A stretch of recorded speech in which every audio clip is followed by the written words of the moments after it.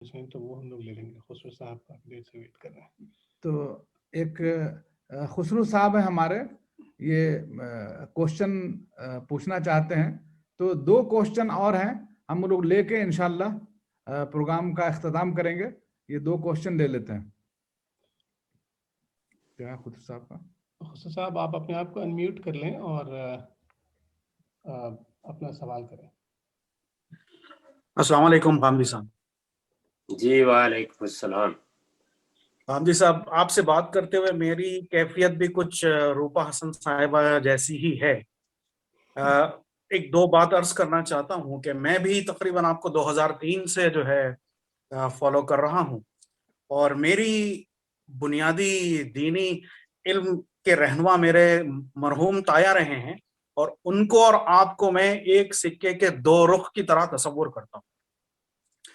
اور ایک دعا کے ساتھ پھر میں اپنی چھوٹی سی ایک سوال رکھ دیتا ہوں.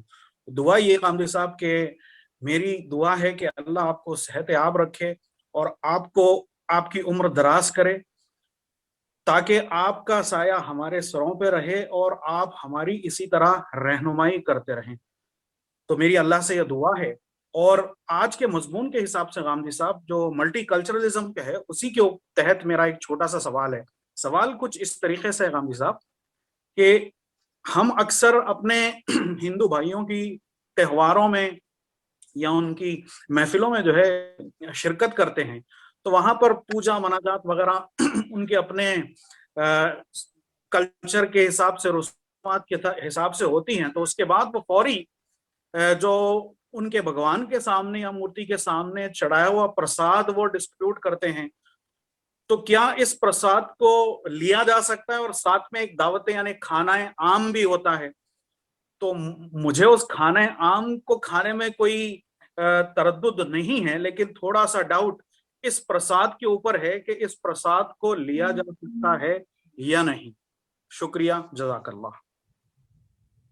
آپ کی دعاؤں کے لیے میں شکر گزار ہوں, لیکن سب سے زیادہ جو دعا کریں وہ ہدایت کی دعا کریں. اللہ کی سب سے بڑی رحمت انسانوں پر یہ ہے کہ اس کو ہدایت حاصل رہے, اور اس کی ضرورت زندگی کے آخری مرحلے تک ہے. اللہ تعالیٰ مجھے بھی, آپ کو بھی, ہر شخص کو ہدایت پر رکھے. آپ کے سوال کا جواب یہ ہے کہ جو چیزیں اللہ تعالیٰ کے سوا کسی معبود کی بارگاہ میں پیش کی جائیں, ان سے شائستہ معذرت کر لیں.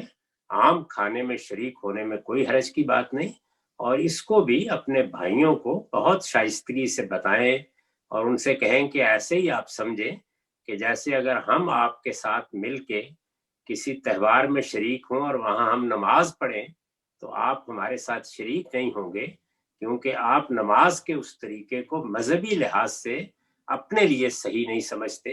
اسی طرح اللہ کے سوا کسی کے حضور میں اگر کوئی کھانا پیش کیا جائے جس کو نظر یا نیاز کہتے ہیں, تو وہ ہمیں کھانے سے روکا گیا ہے. یہ شرکی کی ایک قسم ہے. باقی جہاں تک عام کھانا ہے تہوار کا, اس میں شریک ہونے میں کوئی حرج کی بات نہیں. اور اگر آپ شائستگی سے یہ بات بتائیں گے تو وہ اس کی قدر کریں گے. میں خود ملیشیا میں رہا ہوں, وہاں میرے بالکل سامنے جو میرے ہمسائے تھے, گھر کے دروازے کے سامنے ان کا دروازہ تھا, وہ ایک ہندو پروفیسر تھے, اور ان کی اہلیہ بھی ایک کالج میں پڑھاتی تھیں. وہ ہمیشہ اس چیز کی بڑی خیال کرتے, بڑا احترام کرتے, اور ہم لوگ ان کے ساتھ شریک ہو جاتے تھے, وہ ہمارے ساتھ شریک ہو جاتے تھے.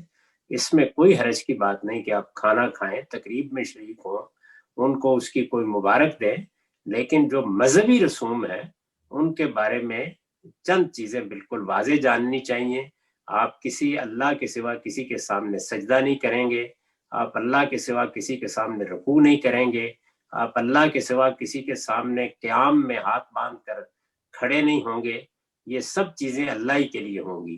اور اللہ کے سوا کسی کے نام کی نظر یا نیاز نہیں کھائیں گے, اللہ کے سوا کسی کے نام پر ذبح کیا ہوا گوشت نہیں کھائیں گے. یہ سب شرک کی مختلف صورتیں ہیں, اور ان کو شائستگی سے واضح کرنا چاہیے. لوگ پھر احترام اور عزت کرتے ہیں جب آپ اپنا دین اس طرح شائستہ طریقے سے سمجھا دیتے ہیں, اور اس کی مثال دے کے ان کو بتا دیجئے کہ جیسے ہماری عبادات میں آپ کا شریک ہونا ضروری نہیں ہے. اب ظاہر ہے کہ اگر ہمارے ہاں خدا نخواستہ کوئی وفات ہو جائے تو کوئی ہندو بھائی آ کے یا کوئی مسیحی بھائی آ کے ہمارے ساتھ جنازہ تو نہیں پڑے گا نا. تو یہ چیزیں چونکہ مذہبی نوعیت کی ہوتی ہیں ان میں ہم شریک نہیں ہوتے. جو انسانی رسوم ہے، کھانا ہے پینا ہے، ان میں اگر کوئی حرام چیز نہیں ہے دسترخوان میں تو وہ ہم کھائیں گے بھی، شریک بھی ہوں گے، شکریہ بھی ادا کریں گے. السلام علیکم غانم صاحب، اس سے ایک فالو اپ کوشچن، یہ سوال جو خسرو صاحب نے بھی پوچھا ہے، یہی سوال جب میں لاسٹ ایئر آپ سے ملاقات ہوئی تھی میری تو میں نے پوچھا تھا اور آپ نے یہی جواب دیا تھا.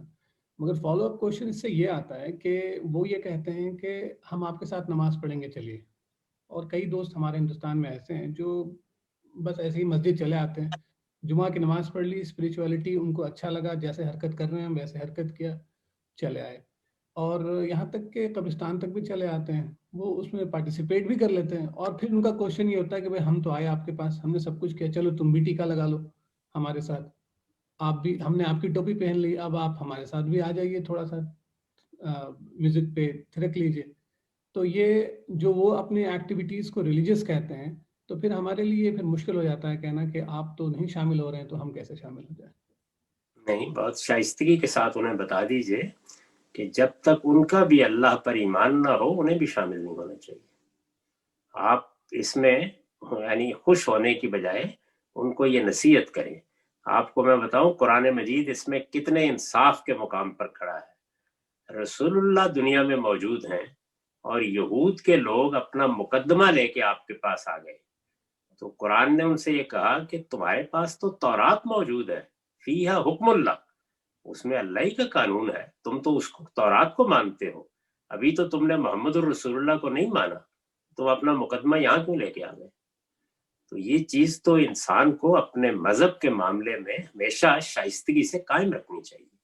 تو آپ انہیں بتائیے کہ دیکھیے یہ چیزیں مذہبی نوعیت کی ہیں، ان چیزوں میں ہمارے اور آپ کے درمیان جو اختلاف ہے اس کو آپ بھی قائم رکھیے، ہم بھی قائم رکھیں گے. البتہ آپ ہمیں دعوت دیں، اگر آپ کی بات زیادہ قوی ہوگی تو ہم اس کو تسلیم کر لیں گے، ہم اس کو سننے کے لیے تیار ہیں.